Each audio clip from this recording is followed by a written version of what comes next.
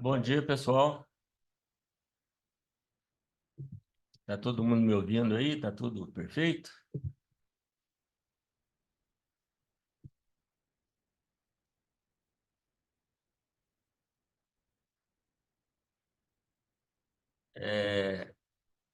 Nós vamos hoje tratar de um assunto de suma importância para todos nós, que é a proposta da emenda à Constituição 66 de 2023.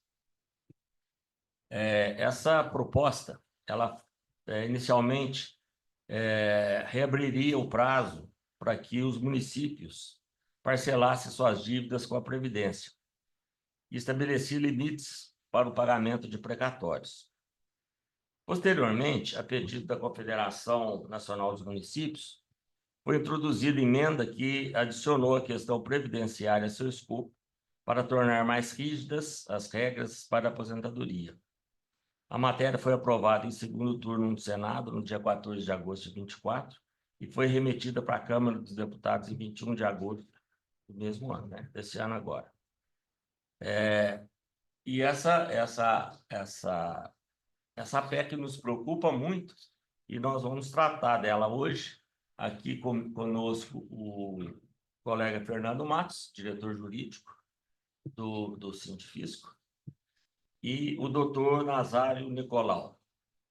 O doutor Nazário Nicolau é associado do escritório Brito Campos, vice-diretor de atuação judicial do Instituto Brasileiro de Direito Previdenciário, membro da Comissão de Direito Previdenciário da OAB Minas Gerais e professor de pós-graduação em Direito Previdenciário do Centro Universitário de Belo Horizonte.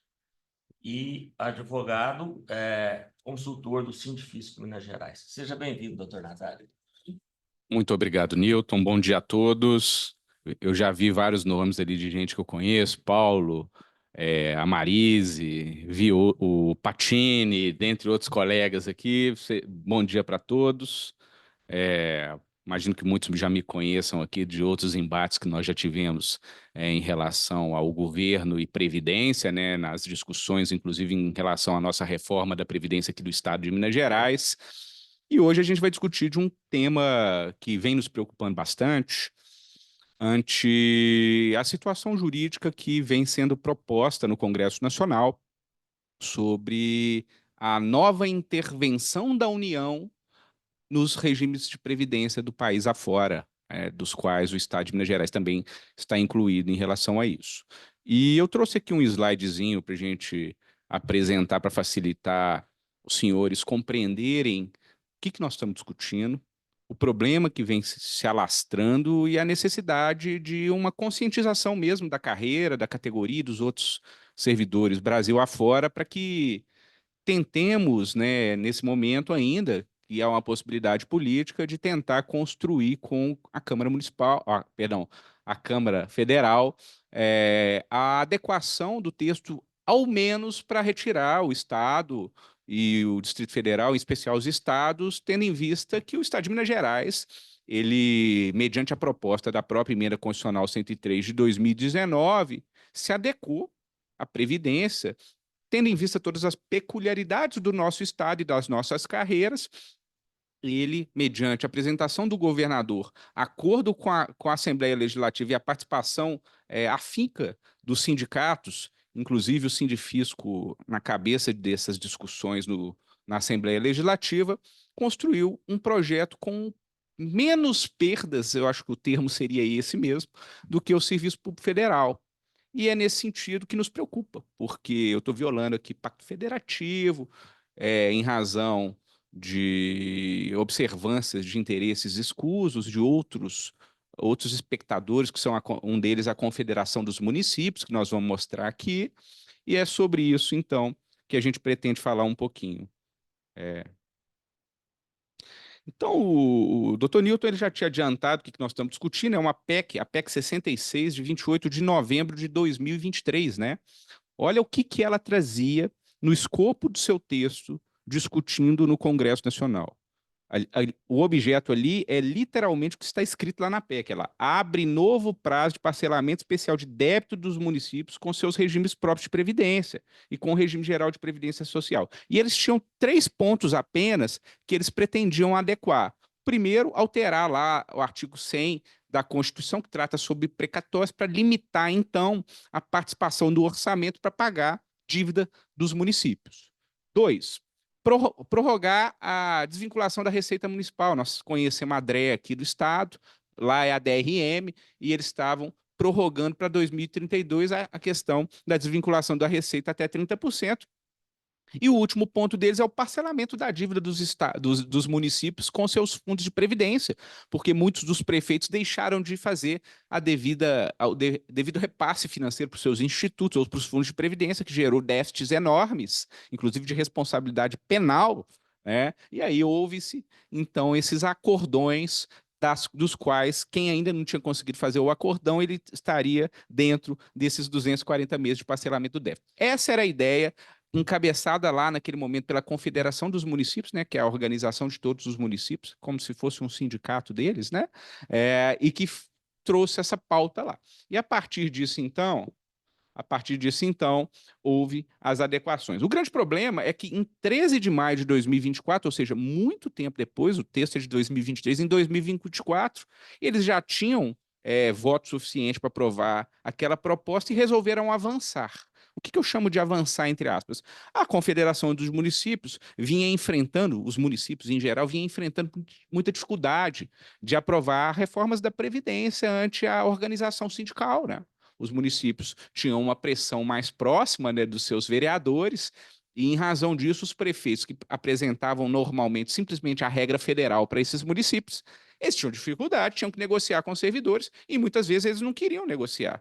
Exemplo aqui, Belo Horizonte, nós precisamos ir longe. FUAD apresentou uma norma, a norma foi readequada lá na Câmara Municipal mediante participação dos sindicatos e associações, e o Fuad não gostou do texto, né? O Fuad que eu digo é o chefe do Poder Executivo, né? Não vamos dar nome assim, que fica ruim.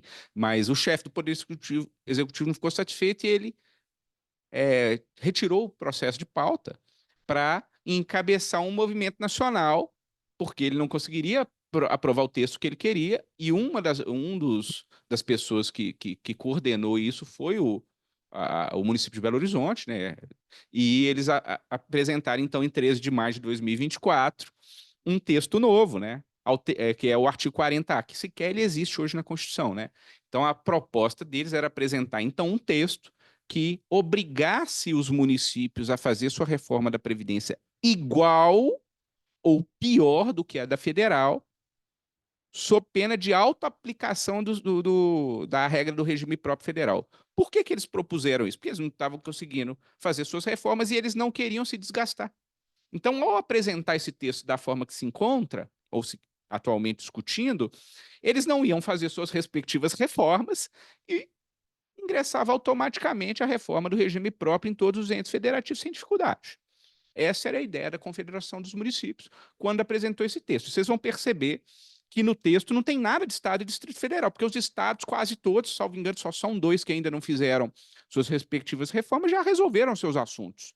Uns melhores, outros piores, o que faz parte da negociação, né? E aqui não. Olha lá, aos regimes próprios de previdência dos municípios, aplicam-se as mesmas regras de benefícios válidas para a União, exceto se instituírem regras de maior impacto sobre o equilíbrio financeiro e atuarial por meio de emenda ou lei complementar do seu respectivo ente. Ou seja, o que está dizendo aqui? Que você tem competência e autonomia para tratar sobre o tema, desde que sua reforma seja mais dura do que a minha reforma da União. É uma violação do pacto federativo claríssimo de atribuição de competência, porque ou você atribui a competência para determinado ente federativo tratar sobre o tema, ou não. Quando existia no regime próprio até 2019 um sistema unificado, menos pior, você tinha ali um sistema unificado que se tratava sobre isso, e a autonomia e competência para tratar sobre o tema era do Congresso Nacional e com a União, porque era uma norma nacional. Beleza. O que se decidiu em 2019? Não, que cada ente federativo, tal qual suas peculiaridades, vai tratar sobre sua matéria previdenciária e discutir dentro da sua base. E foi isso que foi feito. Então, atribuiu-se em 2019 competência para cada um tratar. Eu não posso atribuir competência parcial a ente federativo, até porque a União não é hierarquicamente superior a estados, municípios e Distrito Federal. Todos estão em patamar de igualdade, pelo menos no âmbito constitucional, cada qual com sua competência. Ao atribuir vinculação de competência à norma nacional, ou melhor dizendo, federal, porque ela não é nacional, eu estou violando a autonomia do ente federativo. Não tem necessidade de ter mãe para ficar ali dizendo como pode e como não pode fazer as suas normas legais. A Câmara Municipal, a Assembleia Legislativa, juntamente com o respectivo prefeito e governador, é que vão tratar do que é interessante para aquela sociedade e seus servidores. E é nessa linha que a gente vem defendendo que há uma inconstitucionalidade flagrante sobre essa proposta do artigo 40A, porque não há participação dos estados nas discussões em municípios. Quem está lá é representação nacional, e eles estão limitando a competência do Estado e dos municípios, sem a participação legítima deles. E por isso nós compreendemos que é violação do artigo 60 da Constituição, que é cláusula pétrea. Legal? Desse ponto é bem importante. E ele fala, eles tentaram adoçar a boca dos municípios também, né? Porque olha que interessante, eu pioro a regra do servidor e diminuo a responsabilidade tributária do município para financiar o sistema previdenciário, que era a proposta, então, apresentada dia 13 de maio.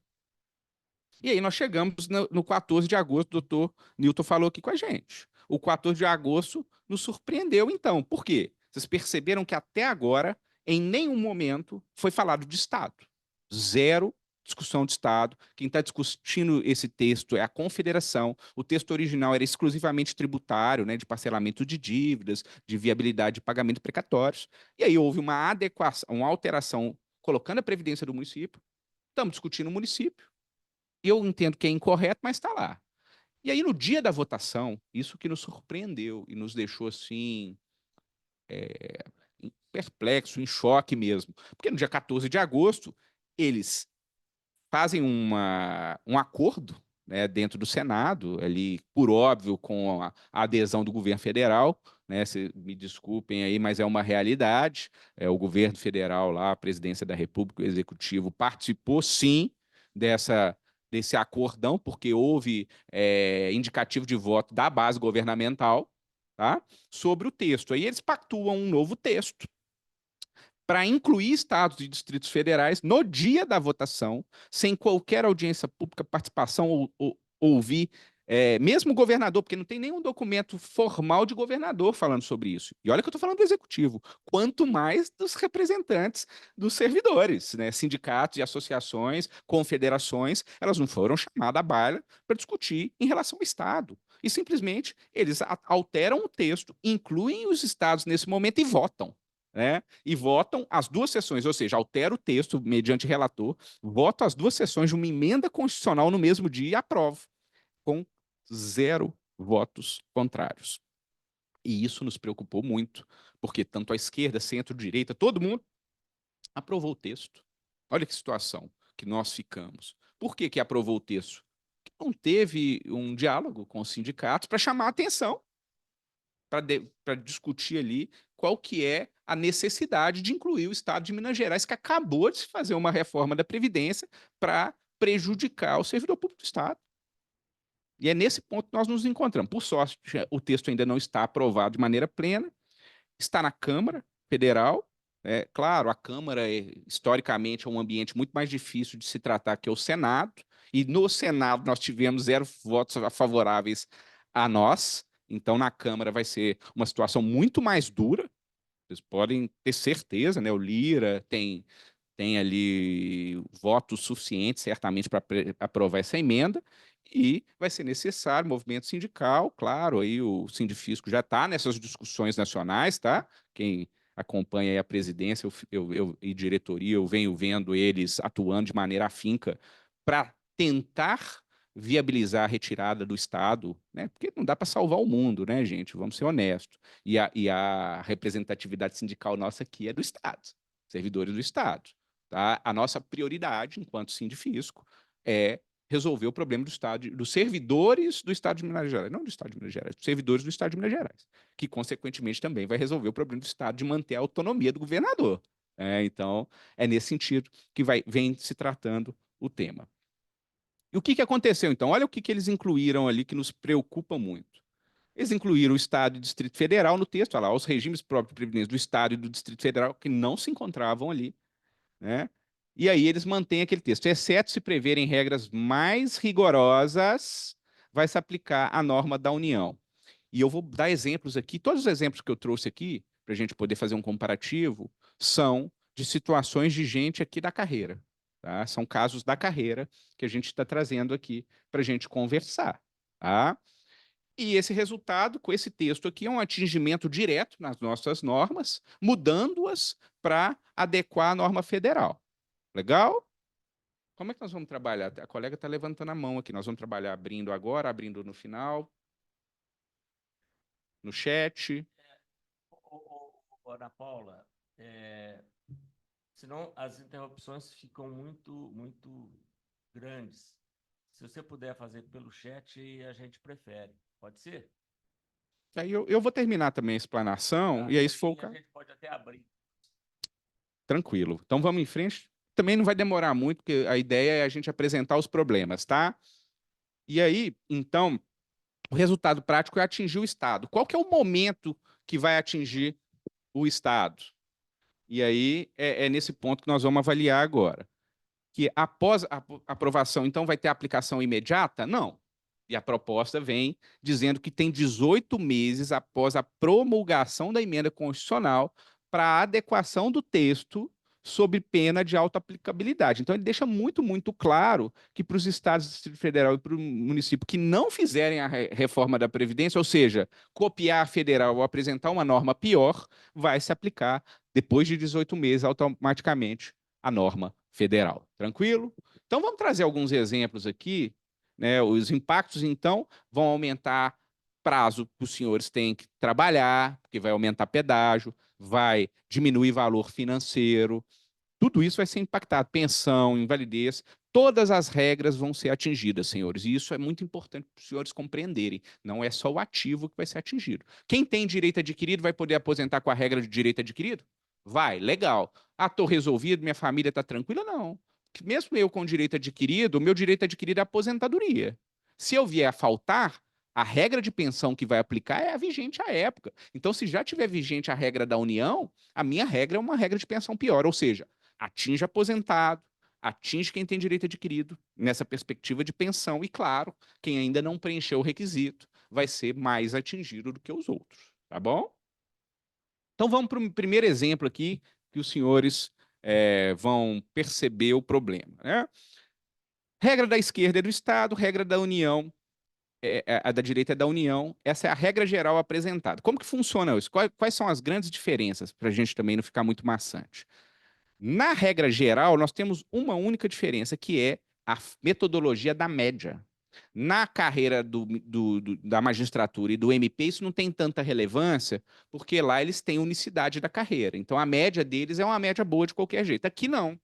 Aqui, historicamente, nós tivemos incorporações de gratificações, ingressando na base de cálculo de contribuição previdenciária. Então, em determinado momento, a base era muito menor do que o que é hoje. Então, tem um impacto significativo em relação a isso. Pode passar. Um exemplo é esse aí que eu estou colocando. A média dos dois. A pessoa, o que está de verde é que nos interessa, tá? Porque aqui tem um errinho técnico ali, que depois nós vamos corrigir do slide, tá? É uma servidora que ingressou em 2005, eu tirei as datas cravadas para a gente não identificar o colega, tá? Nascida em 81, nascido, melhor dizendo, em 81, e que averbou 5 anos, 11 meses e 24 dias de tempo de serviço público. Nasceu em 81, tá? Que é o correto, né? 77, não.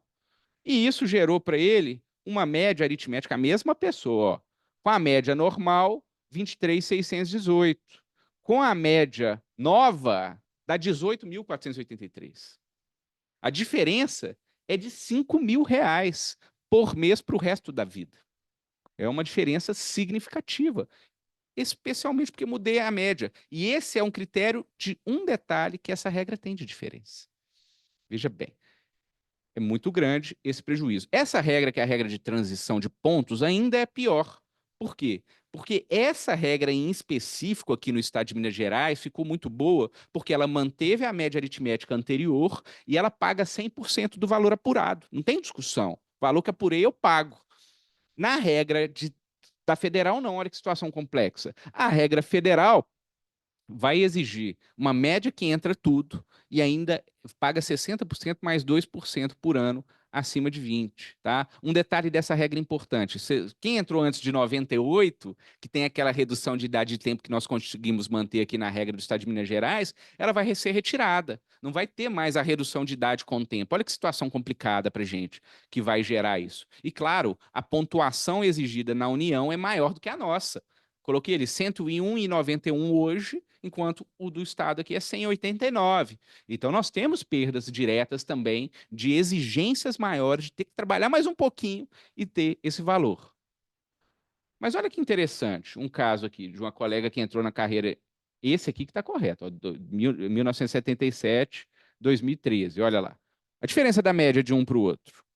A média de um está dando 31.801. A média do outro, 28.982. Só que um eu garanto 100% e o outro não. O outro eu vou garantir uma metodologia que reduz aqui na prática 6%. E aí ele perde duas vezes. Ele perde na média e vai perder também na questão da alíquota. Tá? Então isso é muito sério, nós temos que tomar cuidado em relação a isso. Essa que talvez seja a que mais perde de todas as regras que tem. A regra do pedágio nossa aqui, a perda é muito séria, porque a do pedágio, normalmente, gente, é para a turma da paridade e integralidade, de 2003, mas essa regra do Estado de Minas Gerais em específico é que mais salva a turma anterior de 98, porque ela permite um pedágio pequeno com uma redução de idade com o tempo melhor do que era antes. Ou seja, tem gente que fez o cálculo comigo que está antecipando a aposentadoria, em razão da regra que ficou excelente. Agora, na regra da União não tem redução de idade com o tempo. Nós vamos voltar a ter aquele probleminha de não ter que reduzir. Aí a pessoa que entrou muito cedo, ela vai ser prejudicada. Ela não tem regra que permita ela reduzir aquela idade com o tempo, né? Vocês vão perceber ali, ó. As médias são diferentes para quem vai aposentar pela média, né? Vai pagar 100%, mas tem a perda da média. E o pedágio é dobrado. O pedágio é dobrado. E aí, nós vamos ter que ver qual será a interpretação sobre a regra do pedágio que a União vai dar. Eu, Nazário, compreendo que a regra do pedágio de 100% tem que aplicar a partir da promulgação da norma. Legal? O que significa isso? Vamos dizer que aprove hoje, daqui 18 meses ela entra em vigor, e aí eu tenho que pagar 100% do pedágio que está lá na época. Mas a gente precisa deixar isso muito claro, porque se ele simplesmente aplicar a regra federal, lá fala em 12/11/2019. Olha que situação grave. Se a regra interpretada for nesse sentido, eu vou ter que dobrar o meu pedágio no marco temporal anterior à nossa reforma. Isso tem que deixar muito claro em eventual prejuízo que a gente tenha, né? Mas ainda que seja com a regra nova, o pedágio é de 100%, é um pedágio significativamente alto que a gente vai ter em relação a isso. Esse exemplo aqui também é interessante, olha lá, a servidora pública entrou em 2001, ou seja, tem paridade de integralidade, averbou 6 anos, nascida em 67.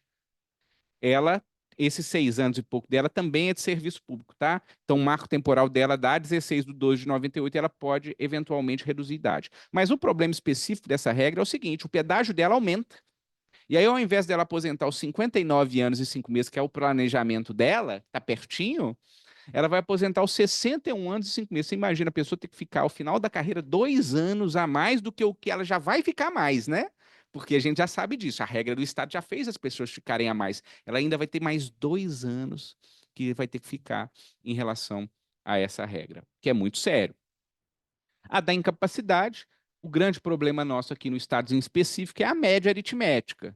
Então, em razão da média aritmética, nós vamos ter a redução dos valores financeiros, igual nós colocamos. Por exemplo, isso aqui é um caso da servidora de 2005, lá de 81, que a gente apresentou. O mesmo caso eu trouxe só para apresentar a invalidez. Olha, a média atual é submetida à alíquota de 60%. Aí ela está dando um benefício hoje, se ela ficar incapaz hoje, de 12.699 bruto. É muito ruim?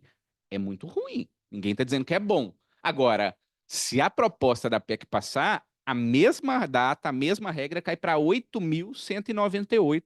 Nós estamos perdendo aqui quase 30% do benefício de invalidez. Vai.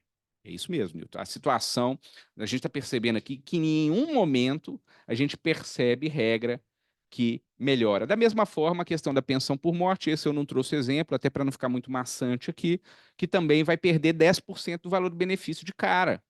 Né, que a pessoa vai ter a invalidez para cálculo, o cálculo já é pior, e do cálculo apurado ela ainda vai perder mais 10% do que o que ela perderia. Então, vocês estão percebendo o tamanho do nosso problema, a gravidade que nós estamos enfrentando da PEC? É uma nova reforma da Previdência, essa que é a verdade. Só que é uma reforma nacional, com muito pouca conscientização, viu, senhores? Essa que é a realidade. Até porque nós só temos 15 dias, né? 16 dias da aprovação. A verdade é que eu já vim acompanhando essa PEC pela inclusão dos municípios, porque eu também oriento municípios, e quando eu conversava com as lideranças dos sindicatos e associações, a minha resposta que eu ouvi era o seguinte: não, isso aí não vai aprovar, não, isso já está resolvido com o governo federal, e o texto andando. E eu ficando preocupado, porque o texto estava andando, eu falei assim: olha, vocês viram lá que a alteração do texto está com a assinatura de todo mundo, ainda não estava aprovado. Tem gente de todos os partidos assinando, eu continuo muito preocupado. Eles falam: não, não preocupa, não. Aí aprovou. E agora nós estamos numa situação significativamente mais difícil e, infelizmente, os estados e DF, como nunca tiveram no radar, eles não participaram de nada, porque eu tenho certeza, aliás, sempre vi o fisco fazer isso, na dúvida a gente discute. Sempre foi assim. Infelizmente, não foi discutido antes com os municípios, porque havia uma leitura que não seria aprovado, e agora nós estamos nesse enfrentamento aí sobre previdência propriamente dito. Trouxe aqui os problemas em relação a isso, porque só tem um artigo no texto. Fico às ordens aqui para a gente conversar e vou devolver a palavra para o doutor Nilton aqui, doutor Fernando. Muito obrigado. Preocupante é a palavra, né? Doutor Nazar, muito obrigado pela sua fala. Foi bem esclarecedora. Nós temos aqui algumas perguntas já formuladas pelos colegas no chat. Eu vou passar e depois, se tiver mais, a gente vai colocando. Patini.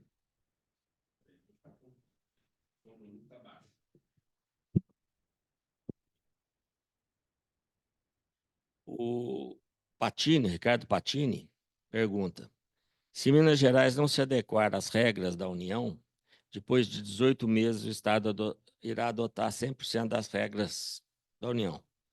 Ou os pontos que são maiores, são piores na reforma de Minas, vão permanecer?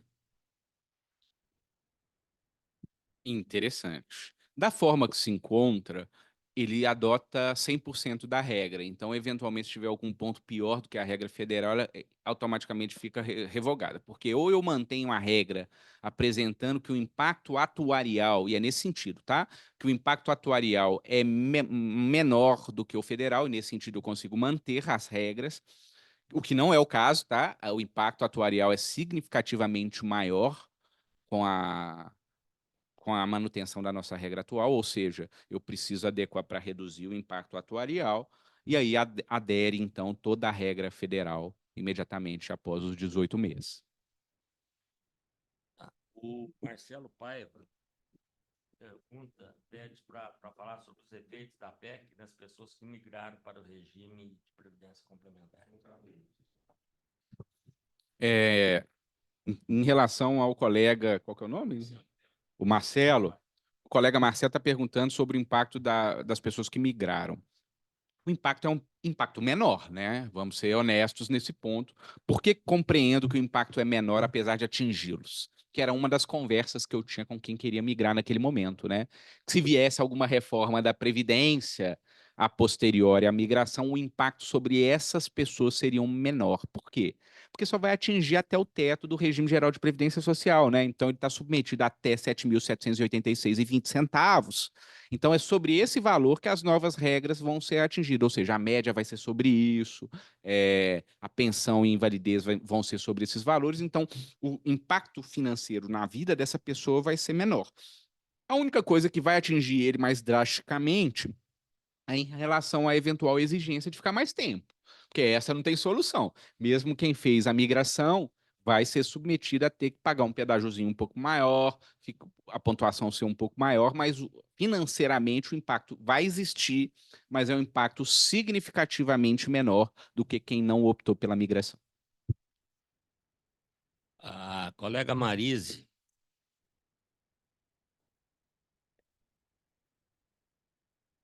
Colega Marise pergunta. Se virar aqui, ele está caindo. Quem já está recebendo o abono permanência, ou seja, já está habilitado a se aposentar na regra atual. Ele pode aguardar um tempo para juntar mais algum quinquênio, no máximo até 18 meses, ou tem que se afastar antes? Excelente, é uma pergunta importante para a gente deixar claro para os nossos colegas. Quem tem direito a aposentar, em relação à regra de aposentadoria que tem esse direito, ela não vai modificar, porque o Supremo Tribunal Federal já, inclusive, formulou o tema que você tem direito a adquirido a regra de aposentadoria da forma que se encontrava quando você preencheu todos os requisitos legais. Então, se você continuar trabalhando para ter mais quinquênio, atingir o trintenário, essas coisas, não tem problema, porque a regra que lhe garante a aposentadoria vai ser a regra da época que você começou a receber o abono, se ela for melhor. Porque se a regra nova for melhor, você pode usar ela em sua opção. Se ela for pior, claro, você vai manter a regra anterior. Tranquilo? Você especificamente, o único problema é, se for o caso, é questão de pensão por morte, tá bom? A pergunta do Flávio, eu acho que já foi atendida. Caso não tenha sido, Flávio, você aprofunda mais, por favor. Rubem Gueiros, existe pedágio retroativo? Ótimo. É uma pergunta interessante. Eu compreendo que não, minha interpretação em relação ao pedágio seria no sentido que, após a promulgação dos 18 meses, que eu começaria a computar, ainda que 100% do pedágio, sobre o que você tem naquele momento. Agora, nós temos que pedir, inclusive, uma nota técnica, algo nesse sentido, para não deixar dúvidas, né? Porque quando tem dúvidas, historicamente, há uma interpretação dos entes federativos desfavoráveis aos servidores públicos. Então, me preocupa e eu trouxe essa preocupação a vocês, ainda que compreenda pessoalmente que 100% do pedágio tem que ser atingido após a promulgação da alteração aqui ou da sua eficácia automática.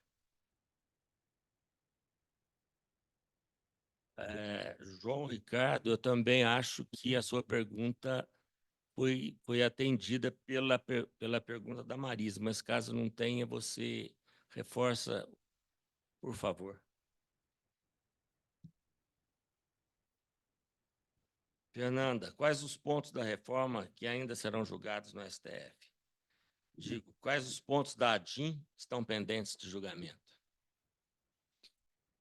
Ótimo. Eu vou partir do pressuposto que você está falando da reforma da Previdência Federal, né, lá da Emenda Constitucional 103 de 2019, né, que tem, na verdade, são 4 ADIMs discutindo e são vários pontos. Todos ainda são objeto de discussão no Supremo, né, porque o julgado ainda está em tramitação, né, ele ainda não finalizou, mas nós temos alguns pontos importantes que já formaram maioria favorável. Um, em relação à questão da inaplicabilidade da revogação das aposentadorias e pensões já concedidas usando tempo que não foi base contributiva. Exemplo, tempo de aluno aprendiz, exemplo, advocacia não indenizada anterior a 98. Temos várias situações, tempo de serviço público trazido de outro regime próprio, que não teve contribuição. Tudo isso a ADIM vem protegendo, já formou maioria para dizer que mantém-se a contagem desse tempo. Tem que terminar, claro, o julgado, porque as pessoas podem mudar o seu voto. 2, nós temos lá maioria, que aí não é o caso do Estado de Minas Gerais, mas é uma diretriz futura, da questão da inconstitucionalidade da contribuição extraordinária, que formou maioria também e é favorável aos servidores. Aqui nós conseguimos impedir, inclusive, à época, né, a proposta do Zema vinha com a contribuição extraordinária, e houve, antes do texto final chegar à votação, essa parte foi retirada. 3, A questão de 60% mais 2% por ano acima de 20%, no caso das mulheres, no regime geral de previdência, esse tempo começa a ser contado a partir de 15 anos. E a discussão lá no Supremo nessa ADIM é para ampliar para o regime próprio também federal esses 15 anos, já formou maioria favorável. E isso, claro, vindo algo nesse sentido lá, nós vamos atribuir aqui também a inconstitucionalidade para o âmbito do Estado de Minas Gerais, e tem esse ponto também. Está 5-5 em relação à contribuição progressiva. O Toffoli mudou o voto, porque nós estávamos perdendo 6-4. Aí, inclusive, por isso que eu estou falando que pode ser mudado. O Toffoli mudou o voto e está 5-5, faltando o voto do Gilmar Mendes sobre a progressividade. Nossa perspectiva é que o voto de Gilmar Mendes seja desfavorável ao servidor público, vamos ser honestos, mas ainda podemos ser surpreendidos eventualmente em relação a isso. Todos os demais pontos, eles estão convalidando no sentido favorável, tá? De manter as normas. Então, é sempre importante compreender que as ações judiciais são a última ratio. O momento oportuno de se discutir as coisas é no Congresso Nacional e na Assembleia Legislativa. Quando chega na Justiça, nós vamos discutir viação direta de inconstitucionalidade, ações individualizadas, mas ali a nossa última oportunidade com o Supremo realmente muito ruim nesse momento, muito pró-econômico, né? Não é pró-Estado, é pró-econômico, e aí sempre vem as discussões de bilhões, bilhões e bilhões, e aí sempre quando entra bilhão na conversa lá, há uma tendência de relativizar normas constitucionais, infelizmente. Temos muito trabalho em Brasília, muito. A PEC, Francisco Paulo, a PEC altera a contribuição patronal dos estados também?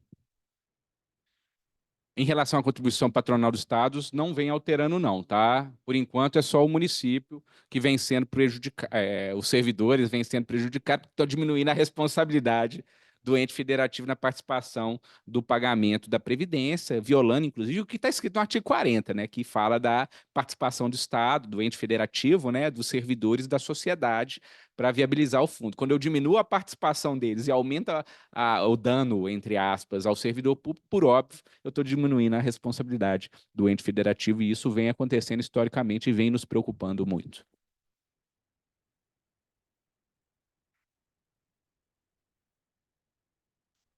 Eu tenho uma pergunta específica aqui, eu acho que você até já falou, mas é só porque ela está sendo bem recorrente, do Alexandre Marques. Como fica o servidor que entrou em março de 98, antes da reforma? Trouxe 11 anos da Previdência, do INSS, e hoje tem 36 anos de contribuição e já 26 anos de Estado. E nas regras atuais, se aposentaria em 2026. Dobra o tempo ou precisa chegar à idade mínima da regra da União? É uma resposta difícil de fazer, porque faltou um dado importante, Alexandre. Se você quiser colocar aí, eu te respondo melhor. A idade da pessoa, que é o mais importante dessa discussão. Se você puder colocar, eu te respondo agora.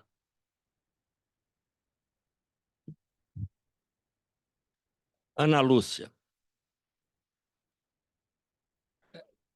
Minas Gerais, você colocou a idade? 54, 2026, então você vai ter 56 anos. Olha, sua situação ficou relativamente ruim, viu? Significativamente péssimo. Deixa eu te dar a notícia. Se vier a federal, 56 anos, você vai ter que ir a 60. Tá? Antes de 60, que é o mínimo possível para aposentar. Olha que situação importante que ele está colocando para gente. Ele já está pagando um pedágio maior e aí ele vai ser obrigado a ir a 60 anos de idade para ter direito à paridade de integralidade, porque não tem mais redução de idade com o tempo. É exatamente o exemplo sério que eu queria colocar, é o caso do nosso colega aqui. Porque tem a idade mínima, que aqui no estado não. Aqui ele já estava, inclusive, reduzindo a idade, porque ele tem 36 anos de tempo de contribuição, ele já tinha reduzido uma. Hoje ele poderia sair a 59. Ano que vem ele reduziria mais uma para 58, no outro 57, assim sucessivamente. Ele, infelizmente, não vai ter essa regra, porque não vai ter mais essa redução, vai ter que ficar até os 60, doutora. A notícia é ruim mesmo, se vier essa regra federal. Espero que não, mas é a perspectiva. Vamos para Brasília, gente. Ana Lúcia, Minas Gerais implantou a regra do pedágio dos pontos. A saber, a partir de 2001, é de aumentar um ponto a cada 15 meses. Na União aparece que não são 15 meses para aumentar um ponto. Você saberia me dizer como é? Eu sei que a pontuação lá vai aumentando até chegar em 105 pontos para o homem e 100 pontos para a mulher, tá?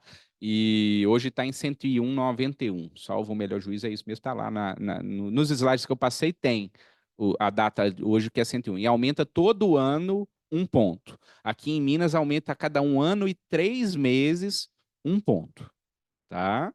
É assim que vem funcionando. E ao final eles se equiparam o número de pontos, mas demora significativamente mais aqui no nosso caso esse atingimento. Nós vamos colocar aqui na tela só para lembrar se é o 101,91, porque eu estou puxando de memória, às vezes a memória nos trai. É 100 lá. Não, é 101,91. Tá certo mesmo. É 101,91.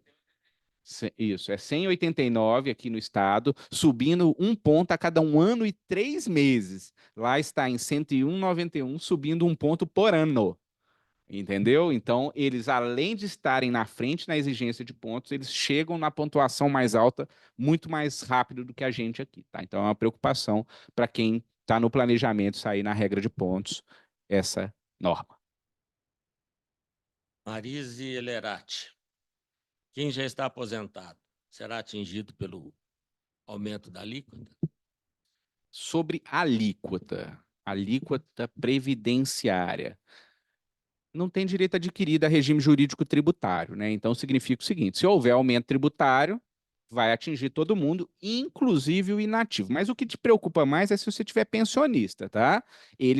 O impacto é imediato, porque na regra que está sendo proposta ali, isso é até importante esclarecer, não fala especificamente de alíquota de servidor público. Não vai aplicar automaticamente a alíquota federal lá do 149. Vai aplicar a regra nossa aqui mesmo, tá? Por enquanto, né? Mas alterando a aposentadoria, alterando transição, no próximo momento, certamente, vai se discutir contribuição previdenciária. O Daniel complementa a pergunta da Marise, que disse que já, o doutor Nazar disse que já recebe o abono permanência com referência à aposentadoria. Será a regra da época da aposentadoria, conforme assunto, já decidido no Supremo, mas pode alterar a pensão, que no Estado é 60% e mais 10% por dependente, e na União 50% e 10% por dependente. O Estado pode ter esse percentual? É exatamente isso, Daniel. A situação é a seguinte: você tem direito adquirido à regra de aposentadoria. A regra de pensão não, porque a regra de pensão ela estabelece na data do óbito. Então, se a pessoa morrer já na vigência da nova regra, ela de fato vai diminuir a alíquota e vai passar a ser 50% mais 10% por dependente e não 60% mais 10%. Por isso que eu disse que o impacto da mudança é para ativo e inativo. Isso. Eventualmente você tem dependente. Então é muito sério. Mesmo quem tem direito adquirido e está trabalhando, os seus dependentes se encontram sob risco. Tá bom? Edmundo, no caso dele, a nova contagem do pedágio, a partir da promulgação, eliminaria a necessidade do pedágio, sendo mais benéfica que a atual regra de Minas. Algum problema em relação a isso? Seria mais benéfica. Porque. Entendi seu raciocínio. É porque lá em 2020, aplicando 50% é maior do que aplicar 100% em 2026. Entende o raciocínio? Não tem problema, ela vai ser mais benéfica. Agora, você vai ter que ter a idade mínima nova, que é 60. Se você tiver os 60 anos, legal. No seu caso, vai ser mais interessante mesmo, né? Desde que tenha 20 anos de serviço público, 10 na carreira, 5 no cargo, porque aqui é 10 anos de serviço público, né? Então tem esse detalhe também que é importante. Você vai ter que preencher todos os requisitos da emenda constitucional 103 de 2019. Não basta só os 100% que você já vai ter atendido, não, tá bom? Adriano, para quem fez a migração, a média das contribuições permanecem sendo 80% das maiores remunerações. Para fins de cálculo do benefício especial, Entendi. São duas perguntas diferentes, sobre a média do benefício e a média do benefício especial. Vou responder as duas. Sobre a média do benefício de quem migrou do regime próprio, aprovada essa norma, é média de 100%. Vai atingir a regra nova, vai ter diminuição na média. Ok. Sobre o benefício especial especificamente, o benefício especial não. O benefício especial ele tem direito adquirido à regra prevista na lei local. Tá? Então, o senhor vai aplicar a média de 80% e vai fazer aquela proporcionalidade com a regra anterior, tá? Porque ela não é benefício especial não é dentro do regime próprio, ele é uma relação jurídica sui generis, tá? Então ele não é nem do regime próprio, nem do RPC. Ele é um incentivo migratório e, portanto, compreendo eu que não há mudança. Inclusive eu tinha explicado isso para quem fez as consultas à época comigo. E é exatamente agora talvez o enfrentamento que nós temos. Na minha visão, não muda em absolutamente nada a metodologia de cálculo do benefício especial. Tem uma pergunta do Marcial Melo, que não aparece, que ele fez direto para o Fernando. Quem tem direito adquirido ficaria sujeito ao novo cálculo dos proventos, caso tenha a publicação de sua aposentadoria após os 18 meses ou após o Estado alterar a legislação? Tranquilo, vou explicar de novo para deixar bem claro esse ponto que é muito importante para todos. Quem tem direito adquirido é aquele que preencheu todos os requisitos legais para aposentar na regra que ele tem interesse. Porque às vezes você recebe abono pela regra da proporcionalidade e não na regra que você tem interesse. Então, se você está já recebendo abono em razão da regra que você tem interesse, não tem problema aposentar depois. Pode mudar, pode fazer o que quiser, pode extinguir o regime, extinguir, aí tem algumas discussões, mas mesmo nessa situação, compete o pagamento da regra anterior que você estava recebendo a banda. Você estaria protegido dessas mudanças para fingir a aposentadoria. Meu presidente, Matias Baquir, considerando que todo o relatório do Senado trata dos problemas de gestão municipal, precatórios, etc., como o doutor vê o ambiente político Lula e Lira, considerando a quebra do princípio do federalismo, sobretudo para os estados, que já fizeram as suas reformas, regime próprio. Haveria alguma ação para o Sindifisco, além do movimento político a se levar na Câmara Federal? Ótimo. Sobre o movimento político, o doutor já está dizendo até para a gente retirar isso, até porque eu entendo que vocês têm muito mais competência do que eu para decidir como trabalhar nesse sentido. Claro que a confederação, questão de movimento, aí vocês sabem bem como que vai lidar lá com o Congresso. A Câmara é muito complicado. Eu acho que é um momento interessante para conversar com o Lira, né? Porque nós estamos no véspera de eleição municipal, mas nós vamos enfrentar um ponto muito importante político antes de eu dar outra resposta, que é o interesse de todos os deputados federais em resolver o problema dos seus prefeitos. Isso é muito sério, porque todo partido tem prefeito, ou quase todos têm prefeito. Então, eles tendem a votar de maneira favorável aos seus prefeitos. Agora, em relação à questão jurídica, a única coisa que eu consigo compreender prévia à aprovação do texto é em relação, então, à lei, à apresentação de um parecer técnico, um parecer jurídico apontando as irregularidades e inconstitucionalidades da apresentação ou da inclusão de estados e municípios em momento inoportuno, em uma regra que sequer foi discutido com governadores, bem como as bases dos representantes dos servidores públicos dos estados. O colega Antônio Alves pergunta: poderia explicar? Isso aqui pula.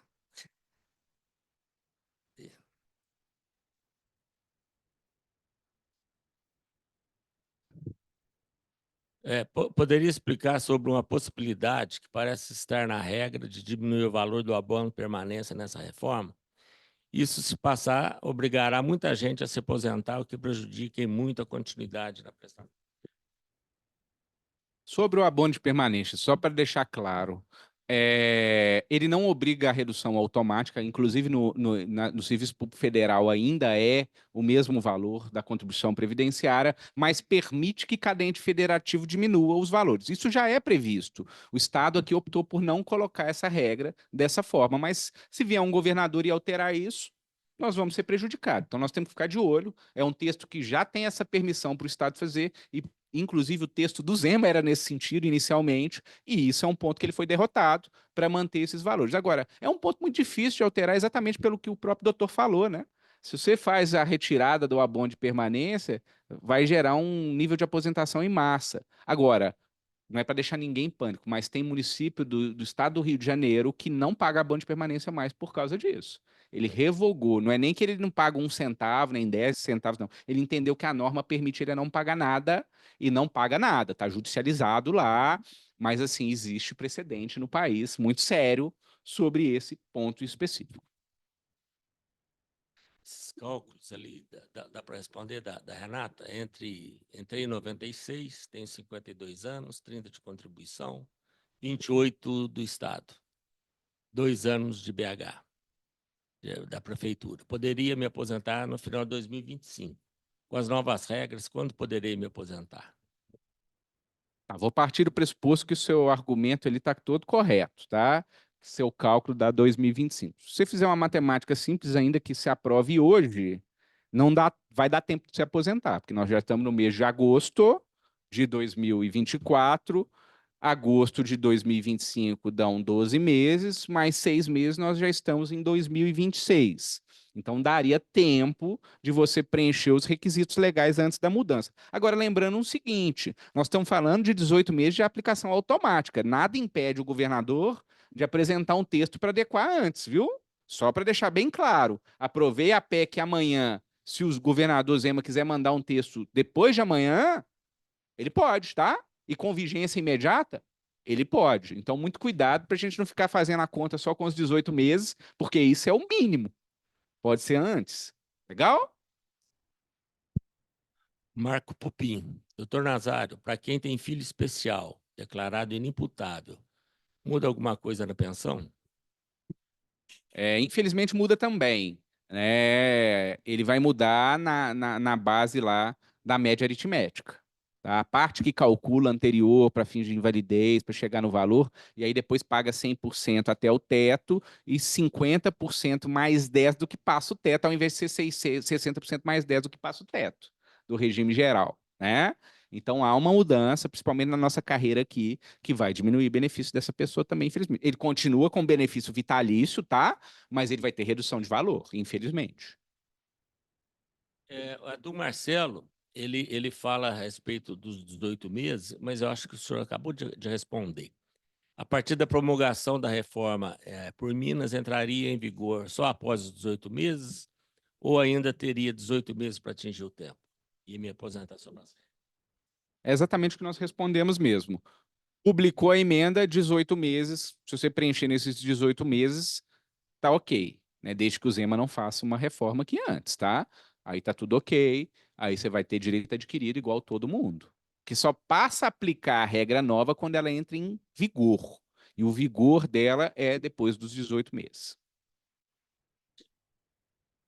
Tira esse joinha. Aí, obrigado. Sobe mais. Aí, obrigado. Vânia, o valor do benefício da aposentadoria corresponderá a 60% da média aritmética definida na forma prevista no caput no parágrafo 1º, com acréscimo de 2 pontos percentuais para cada ano de contribuição, que exceder o tempo de 20 anos de contribuição. Isso se aplica também a quem entrou após 2003? Para quem entrou após 2003, vai depender da regra. Você vai ter 3 regras igual aqui no Estado, né? Igual entre aspas, né? Você tem a regra geral, a regra de pontos e a regra de pedágio. A regra de pedágio vai garantir 100% do valor apurado à época. A diferença é que, em vez de média de 80%, vou ter média de 100%. Piora o cálculo, mas garante pagamento de 100%. Na regra geral e na regra de pontos, no caso da União, aplica essa regrinha aí de 60% mais 2%. Aqui, a regra de pontos aqui no estado é 100%. Lá não, é 60% mais 2%. Para quem entrou depois de 2003, então, vai ter duas hipóteses ruins, uma razoável, que mesmo a razoável ainda vai ter redução.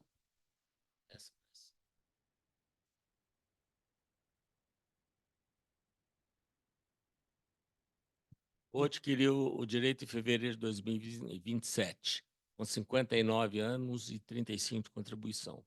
Com a mudança, com a mudança iria para 60 anos. É o Sérgio que está fazendo os cálculos dele lá.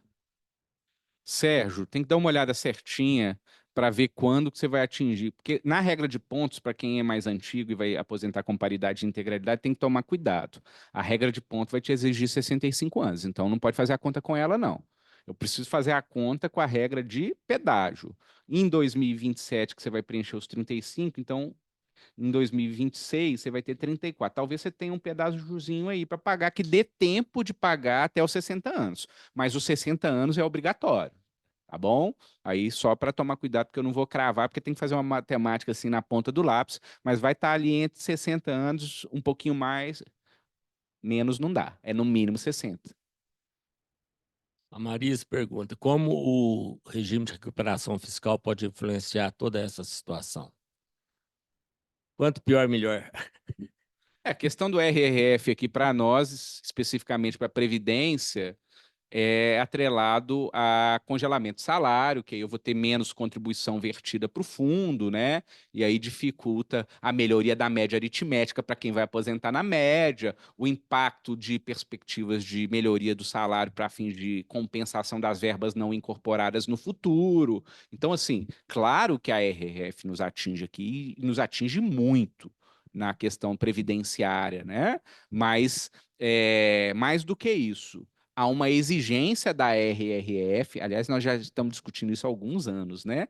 Desde a primeira lei lá federal que trata sobre as adesões. E lá vinha o dispositivo da obrigatoriedade da adequação do regime próprio às regras do regime próprio federal. E lá, entre aspas, era um dos requisitos da RRF, que o nosso governador aqui fez por decreto, enfim. Aí são outras discussões, mas ela nos atinge aqui de maneira significativa. Agora, nós temos uma emenda constitucional do Estado versus uma lei, aliás, não é nem lei aqui no Estado, né? Versus um decreto do governador.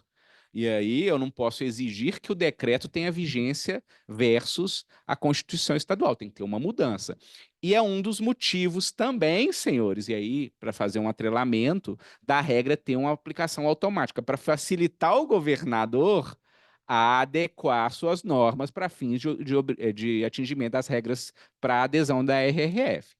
Então, nós temos que estar de olho nas duas normativas que nós estamos discutindo, na RRF e na Previdência. Ambas, nós temos que tomar muito cuidado aí. Pessoal, nós já estamos aí com 1 hora de apresentação. Na leitura agora da pergunta do Hamilton, eu queria encerrar as perguntas para a gente poder fechar, tá certo? Então, quem quiser perguntar, Hamilton, isso, volta por favor, que subiu. Isso tudo atrapalharia a desaverbação do tempo de contribuição no Estado. Pergunto porque pretendo sair tendo tempo de contribuição de 46 anos e, com isso, desaverbar 11 para melhorar minha média. Hamilton. Ótimo, vou atrelar para responder a colega um pouquinho de baixo. Só baixa um pouquinho para eu ver o nome dela, por favor, que as perguntas são complementares.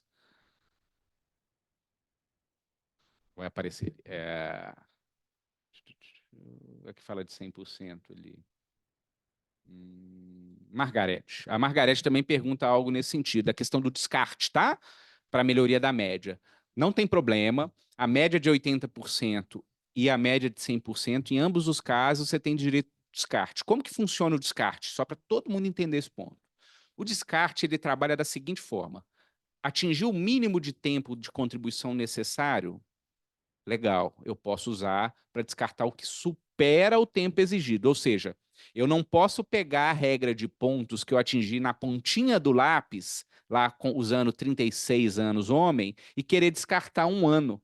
Porque se eu atingir a regra na ponta do lápis, eu não tenho como descartar, porque senão eu não atinge a regra. Legal? Então, para eu poder descartar o tempo, ele não vai ser usado para absolutamente nada. Nada, nem para contagem de tempo de contribuição, nem para cálculo da média. Eu já tenho essa regra aqui em Minas Gerais, tá? Então, isso não é uma vantagem em relação a isso.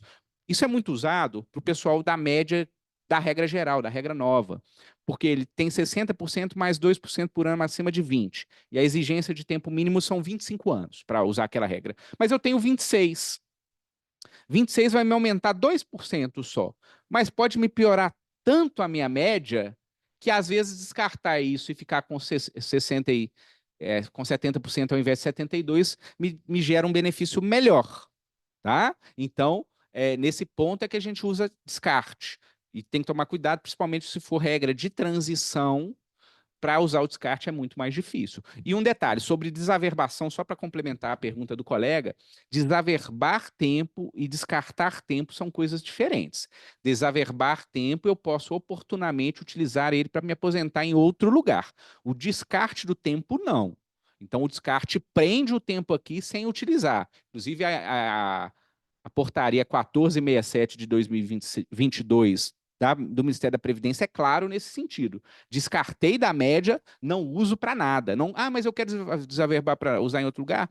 Tecnicamente não pode. E aqui tem um detalhe importante. Por que tecnicamente talvez não possa? Se você usou para quinquênio, progressão de carreira, promoção, o artigo 96 da 8.213 já veda lá no inciso 6 expressamente que eu não posso desaverbar. E aqui na carreira você ganha quinquênio, essas coisas com o tempo.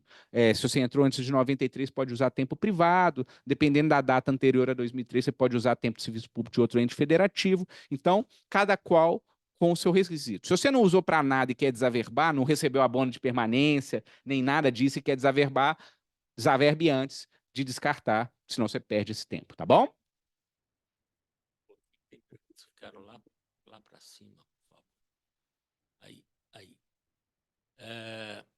Do Fábio.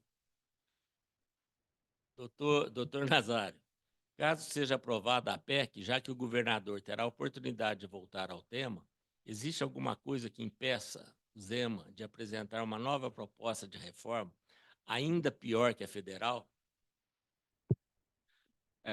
A resposta objetiva é não. O que impede ele ter voto para aprovar a PEC, né? Se ele tiver e tiver interesse político, senhores, é um novo embate lá na Assembleia Legislativa para evitar um pior do pior, né? Porque a federal é pior, mas ele pode sim propor norma pior do que a federal, tá? Então, nós temos que ter esse cuidado também dessa vigília aí.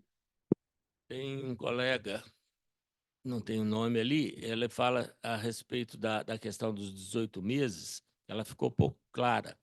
Somente se aplicam caso o Estado não se movimente, ou seja, as regras podem piorar a partir da aprovação federal, desde que a Assembleia aprove, correto? Nesse sentido, quem já preenche os requisitos seria adequado aposentar-se? O raciocínio está correto? O raciocínio antes dessa afirmação final está absolutamente correto, né? Até respondi anteriormente que pode vir uma reforma pior. Você precisa aposentar se você pode aposentar? Não, gente. Quem pode aposentar na regra de agora, não se preocupe, entre aspas. Você vai poder se aposentar a qualquer momento. O Zema foi lá e trouxe uma barbaridade. A parte que pode te atingir é tributária. E aí, estar ou não aposentado não vai mudar a sua vida. Tá bom? Se ele acabar com abono de permanência, você vai optar por aposentar ou não aposentar. Você vai avaliar, porque tem o auxílio alimentação, complementação de diária, enfim, tem outras coisas que você vai avaliar se você vai ou não ficar. Mas a qualquer momento você ficou sem vontade mais de trabalhar, falou assim: eu não quero mais. Aliás, hoje você já pode fazer isso. Amanhã eu vou dar entrada na minha aposentadoria, não quero mais ir trabalhar. Pode fazer e vai continuar podendo fazer, ainda que a reforma venha de maneira muito pior. Fique um pouco tranquila nesse ponto da reforma. O resto, não.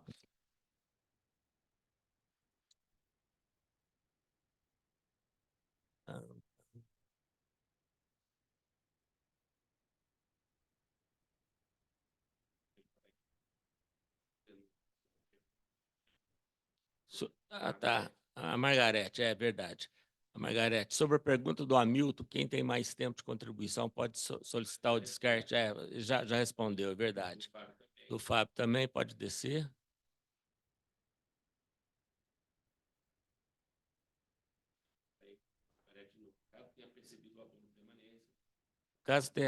Margarete, caso tenha percebido o abono de permanência durante o tempo, acredito que não poderia descartar. Vou aproveitar que o 13º salário é computado como um mês de contribuição. Vamos fazer duas aí. Tá. Sobre o 13º, ele não é computado como mês de contribuição, já está decidido pelo Supremo o tema, tá? Infelizmente, você é obrigado a contribuir, ele pode melhorar a sua média, né? Porque ele soma com dezembro, mas ele não é utilizado como mês de contribuição. Sobre a questão do descarte, Margarete, você vai poder continuar descartando sim, você não pode desaverbar. Tá? Isso aí já tem, inclusive, precedente do servidor público federal fazendo isso sem nenhum problema em relação a isso. Tá bom? Sobre férias-prêmios, senhores, para reduzir tempo. As férias-prêmios incorporadas lá de trás, que conta-se em dobro, ela já pode contar em dobro. Aliás, ela conta até hoje, né, senhores? Os senhores podem usar em dobro até hoje, aquelas lá de trás, antes da mudança, né, da Emenda Constitucional 20 de 98. As novas nunca puderam ser usadas para computar tempo. Tem muita gente que confunde isso, porque na verdade você sai gozando e volta para aposentar. Então, elas não são usadas para aposentar, infelizmente, tá? Então, muito cuidado, que eu não posso usar ela para reduzir tempo, não, viu? Se vocês estão usando aí para contar, para diminuir tempo, se não for aquelas antigas que contam em dobro, você não pode fazer a conta dessa forma que está errado, tá? Tem que pagar um pedágio um pouquinho maior.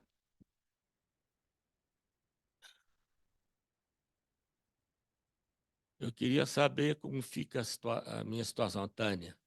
Averbei 11 anos e meio de INSS, 18,3 anos de Estado e 58 anos. Direito ao abono a partir de março de 2025. Tânia, sobre seu caso específico, se não vier uma reforma decorrente do governador Zema até 2025, que eu imagino que não venha, você está tranquila, tá? Não dá tempo dos 18 meses atingir você, não, porque nós já estamos agora em setembro de 24, até março não dão nem 8 meses, tá bom? Então, nesse ponto, você está mais tranquilo. Gente, vamos lá, Hamilton. Tem uma lá em cima, verdade. Sou ingresso em maio de 94. Vou adquirir o direito em dezembro de 25, com 59 anos. Posso perder o direito?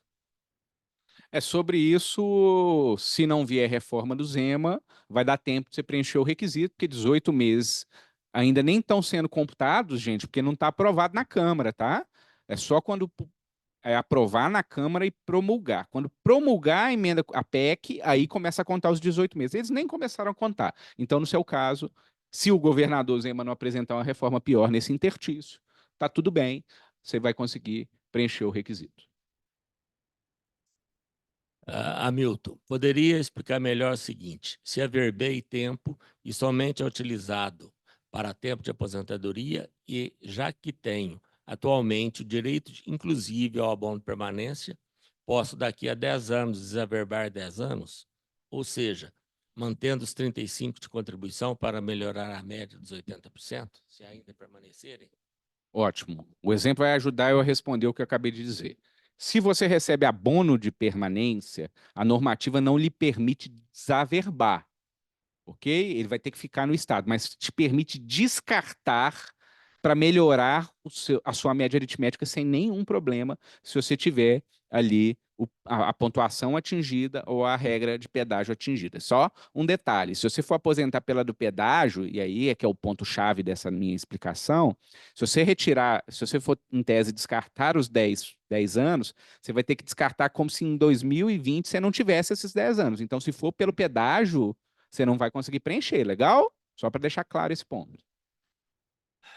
Margarete, as férias prêmio poderiam ser utilizadas para completar o ADE?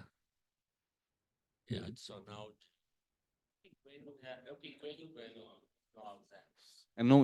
Até onde eu sei, não. Tem que olhar a legislação local. Se aqui, até 1998 tinha aquela questão de arredondamento e utilização de férias-prêmio.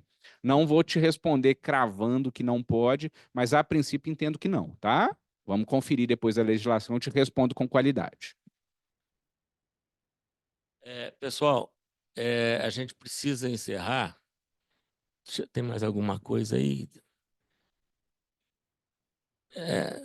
Eu vou responder a última. Eu vou responder. Eu pedi para o doutor Nazar responder a última aqui. Tenho 62 anos, 30 de Estado, 2,5 que trouxe da iniciativa privada. Entrei no Estado em agosto de 94 e, segundo o Estado, terei direito a me aposentar em 5 de fevereiro de 27. No meu aniversário, tá? Como ficaria a minha situação? O Edson, só para fechar, férias prêmio computáveis em dobro para a aposentadoria. Pode ser utilizada em percepção de abono de permanência? Tá, primeiro que eu vou responder, Edson, é a sua que é simples. Eu entendo que sim, tá? É bem tranquilo. Você vai ter dificuldade, eventualmente, se você não quiser usar ela para poder aposentar e querer converter ela em pecúnia. Aí, porque você usou para antecipar seu abono de permanência, eu, Nazário, compreendo que não pode converter mais em dinheiro lá na frente, tá? É uma discussão que o Estado do Pará vem enfrentando, por exemplo, o Fisco do Pará, e lá eles estão indenizando e ninguém levantou a bola. A pessoa está usando para antecipar o abono e eles ainda estão conseguindo converter. Mas, assim, na minha visão, é enriquecimento ilícito, tá? Então, só tenha consciência dessa perspectiva, tá bom? Em relação aos 62 anos, 30 anos e 2,5 de fora do colega, ele hoje teria 32,5, até a reforma, uma perspectiva de ter quase 35 anos. Tem que ver a questão do seu pedágio, viu, doutor? Mas vai estar beirando ali a não ter atingimento para você, tá? Por causa da sua idade ali, que você vai ter mais de 60 anos à época. E aí a gente tem que ver o tamanho do seu pedágio, isso se a reforma lhe atingir, tá? Porque aí vai depender dos 18 meses que nós estamos falando, que talvez nem te atinja a depender do momento da publicação. Mas pressupondo que te atinja, ainda assim, me parece que o seu cenário é um cenário sem muitos problemas. Conforme você procura aqui o fisco, a gente faz a matemática na ponta do lápis para te deixar mais tranquilo se for o caso, tá bom? Doutor Nazário, eu quero agradecer a sua fala, a sua palestra, foi muito enriquecedora, mas eu queria, antes da gente fechar, eu vou passar a palavra para o Fernando para ele trazer algumas situações sobre Brasília, para que a gente dê uma nivelada de informação, politicamente falando. E também eu queria pedir para os colegas, os quais tiverem conhecimento próximo aos deputados federais. Então vou passar para o Fernando aqui. Achei que você fosse trazer. Bom dia, pessoal. Eu só vou exatamente validar o que o Newton falou. A gente está iniciando já na semana que vem o trabalho em Brasília, especificamente na Câmara dos Deputados, para tratar de dois assuntos, né?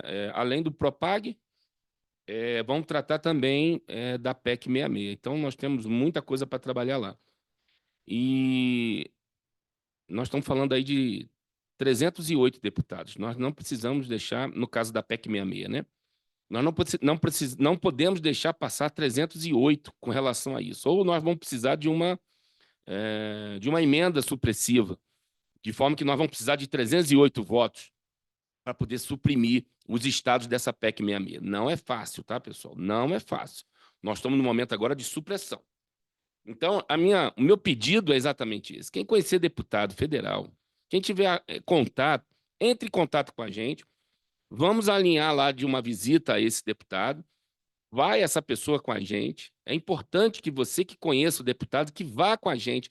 Se é no gabinete aqui em Minas Gerais, se é no gabinete lá no Congresso Nacional, não importa. O importante é que você vá junto. É importante nesse momento, não só eu, Nilton, ou a diretoria aí, porque ele não me conhece, ele conhece você. E é você que tem que estar lá junto com a gente, pedindo a ele para interceder nas nossas duas pautas.